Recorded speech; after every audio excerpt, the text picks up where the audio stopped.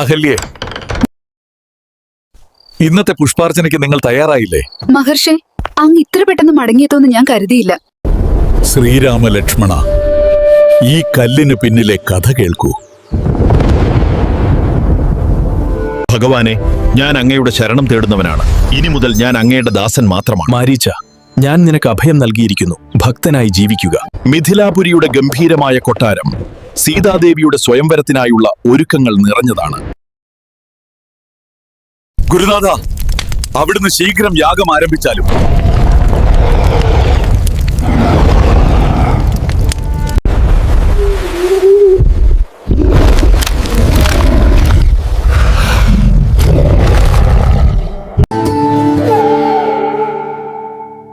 എല്ലാവരും ദീപാരാധന മലയാളം ചാനൽ കണ്ട് സപ്പോർട്ട് ചെയ്യണേ.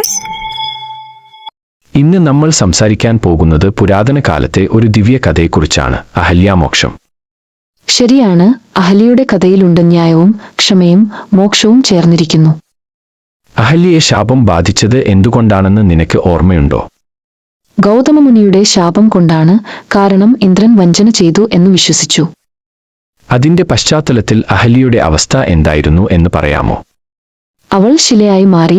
പിന്നീട് രാമൻ അവളെ മോചിപ്പിച്ചു എന്നത് തന്നെയാണ് അത്ഭുതം. ഏവർക്കും പുതിയ വീഡിയോയിലേക്ക് സ്വാഗതം. ഇന്നത്തെ വീഡിയോയിൽ നമ്മൾ പരാമർശിക്കുന്നത് വാൽമീകി രാമായണത്തിലെ ബാലകാണ്ഡത്തിൽ നിന്നുള്ള ഒരു ഭാഗമാണ്. ഈ ഭാഗത്തെ കുറിച്ച് ചെറിയൊരു ഐഡിയ നമ്മുടെ ഇൻട്രോ വീഡിയോയിൽ ചേർത്തിട്ടുണ്ട്. വീഡിയോ മുഴുവനായി കാണാൻ ശ്രമിക്കുക. വീഡിയോ ഇഷ്ടമായാൽ ലൈക്ക് ചെയ്യാനും ഷെയർ ചെയ്യാനും സബ്സ്ക്രൈബ് ചെയ്യാനും പിന്നെ ടൈപ്പ് ചെയ്യാനും ശ്രമിക്കുക. നമുക്ക് വീഡിയോയിലേക്ക് പോകാം. ഹിമാലയത്തിന്റെ കീഴിൽ കാലം മറന്ന ദണ്ഡകാരണ്യത്തിൽ ഒരു ദിവ്യമായ ആശ്രമം നിലകൊള്ളുന്നു. മരങ്ങളുടെ പശ്ചാത്തലത്തിൽ ശാന്തമായ അന്തരീക്ഷത്തിൽ തപസ്സിന്റെ പ്രതീകമായി ഗൗതമമുനി അവിടെ നിലകൊള്ളുന്നു. പ്രകൃതിയുടെ ഹൃദയമിടിപ്പ് പോലെ കാറ്റ് വീശുന്നുണ്ട്. തപസ്സും പ്രകൃതിയും ചേർന്നൊരുക്കുന്ന ദൈവിക ഭാവം ഇവിടെ പ്രതിഫലിക്കുന്നു.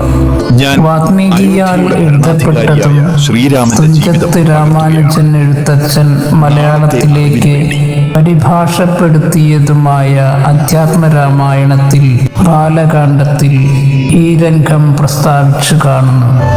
വനാന്തരത്തിൽ പൂക്കുന്ന ഓരോ പുഷ്പവും പോലെയാണ് അഹല്യയുടെ സാന്നിധ്യം. അവളുടെ ശരീരത്തെ തഴുകി കടന്നു പോകുന്ന കാറ്റ് പോലും പവിത്രമായിരിക്കുന്നു. കണ്ണുകളിൽ ആത്മവിശുദ്ധിയും ഹൃദയത്തിൽ ആത്മാർത്ഥതയും പ്രതിഫലിപ്പിച്ചുകൊണ്ട് വിശുദ്ധ ഗംഗയിലേക്ക് അവൾ പൂക്കൾ അർപ്പിക്കുന്നു. ഇന്ദ്രൻ ദേവന്മാരുടെ രാജാവാണ്. ബ്രഹ്മാവിന്റെ അതിമനോഹരമായ സൃഷ്ടിയായിരുന്നു അഹല്യ. തന്റെ പുതിയ സൃഷ്ടിയെ ബ്രഹ്മാവ് കൈമാറിയത് പുത്രനായ ഗൗതമന്റെ കൈകളിലേക്കായിരുന്നു. ഇത് ഇന്ദ്രന് സഹിക്കാൻ കഴിയുന്നതിലും അപ്പുറത്തായിരുന്നു. ഇന്ദ്രന്റെ മനസ്സിൽ അഹല്യ എന്ന മോഹം വളർന്നു. ആ ദിവ്യ സാന്നിധ്യം ഇന്ദ്രനെ ഭൂമിയിലേക്ക് ആകർഷിച്ചു. ഗൗതമമുനിയുടെ രൂപത്തിൽ ഇന്ദ്രൻ ആശ്രമത്തിൽ പ്രവേശിച്ചു. അഹല്യയുടെ ഹൃദയം ആ രൂപം തിരിച്ചറിയാതെ തന്റെ ഭർത്താവ് തന്നെയാണ് വന്നിരിക്കുന്നതെന്ന് വിശ്വസിച്ചു. ആ മിഴികൾ വിടർന്നു. തന്റെ മുമ്പിൽ നിൽക്കുന്നത് ഗൗതമ രൂപം ധരിച്ച ഇന്ദ്രനാണെന്ന് അവൾക്ക് തിരിച്ചറിയാൻ കഴിഞ്ഞില്ല. അവർ പ്രണയാർദ്ര നിമിഷങ്ങളിൽ മുഴുകിക്കഴിഞ്ഞു. സമയം കടന്നു പോകുന്നത് അവർ അറിഞ്ഞില്ല. പ്രഭാത സ്നാനാദി കർമ്മങ്ങൾക്ക് ശേഷം സാക്ഷാൽ ഘാതിനന്ദനൻ ഗൗതമൻ തന്റെ ആശ്രമത്തിലേക്ക് പ്രവേശിച്ചു. ആ ദൃശ്യം അദ്ദേഹത്തെ കോപാഗ്നിയിൽ ജ്വലിപ്പിച്ചു. സഹസ്രഭകനായി തീരട്ടെ എന്ന് ഇന്ദ്രനെയും ശിലയായി തീർന്ന് ശീതതപവായു വർഷാദികളേറ്റ വേറിട്ട് കഴിയാനിടവരട്ടെ എന്ന് ഭാര്യയായ അഹല്യയെയും ഗൗതമൻ ശപിച്ചു. ഭയചകിതയായ അഹല്യ ശാപമോക്ഷത്തിനായി യാചിച്ചു. അദ്ദേഹം പറഞ്ഞത് മനസ്സിന്റെ ശുദ്ധിയാണ് ഇപ്രകാരമായിരുന്നു. മോക്ഷത്തിന്റെ വിശ്വാമിത്രന്റെ യാഗരക്ഷ കഴിഞ്ഞ് മിഥിലയിലേക്ക് പോകും വഴി രാമാദികൾ ഇവിടെ എത്തുന്നു. അദ്ദേഹത്തിന്റെ കാൽവിരൽ എന്ന ശിലയിൽ വിശ്വാമിത്രന്റെ യാഗരക്ഷയ്ക്ക് ശേഷം രാമനും മറ്റുള്ളവരും മിഥിലയിലേക്കുള്ള വഴി ഇവിടെ എത്തും. ഇത്രയും പറഞ്ഞ് അഹല്യേ, തപസ്സിനായി നീ യാഥാർത്ഥ്യത്തെ കാട്ടിലേക്ക് പോയി.